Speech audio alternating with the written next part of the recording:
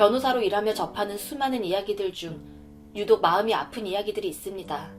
오늘은 그 아픈 이야기들을 끄집어내보려 합니다. 먼저 학대받는 아이들의 이야기는 항상 마음이 아파요. 의식주조차 해결하지 못하고 방치된 아이를 볼 때면 무리해서라도 아이를 대피시키곤 했습니다. 그런 아이의 이야기만큼이나 마음을 아프게 하는 이야기가 있는데 바로 배가 부른 모습으로 저를 찾아오는 분들이에요. 얼마 전에도 출산을 2~3달 앞둔 임산부 의뢰인이 저를 찾아오셨어요. 변호사님, 혼인신고는 안 했고요. 허식도 안 올렸어요. 사실혼 관계로 살고 있었는데 남편이 이제 와서 그만 살자고 하네요. 이렇게 아이도 가졌는데 어떻게 그럴 수 있냐고 했더니 자기 아이인지 어떻게 아냐고 다른 놈 자식일지도 모른다면서. 변호사님, 저 어떻게 하죠? 의뢰인의 이야기가 마치 드라마 속 이야기 같지만 이런 일들은 비슷한 형태로 생각보다 많이 일어납니다. 그리고 아빠 없이 태어난 아이는 혼외자가 되어버리죠.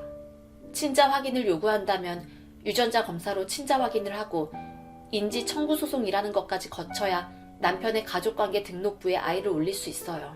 모든 걸 떠나서 아이를 가진 상태로 극심한 스트레스를 받게 되면 산모와 태아는 건강에 나쁜 영향을 받을 수밖에 없고 그렇게 태어난 아이들 중에는 건강에 이상을 가진 아이들도 있었습니다. 어떤 아이는 유난히 울고 보채는 아이도 있었고 어떤 아이는 큰 종양을 갖고 태어나기도 했어요.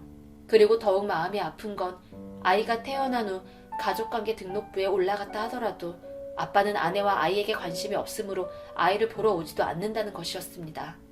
그리고 임신한 아이에게 이혼을 요구하는 남편들의 이유는 대부분 참 사소한 것들이었습니다. 변호사님, 남편이 그만 살자고 한 이유가 뭔지 아세요?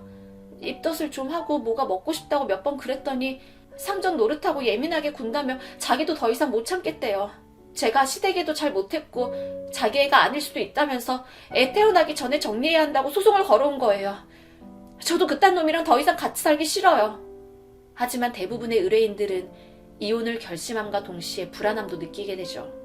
그런데 막상 혼자 되면 애랑 둘이 어떻게 살아가야 할지. 저랑 비슷한 분들 이야기를 들은 적이 있는데 그분은 아이 생각해서 참고 살았다고 하더라고요. 저는 어떻게 해야 하죠? 아이는 곧 태어날 텐데. 제가 법적으로 어떤 보호를 받으실 수 있는지 알려드릴게요.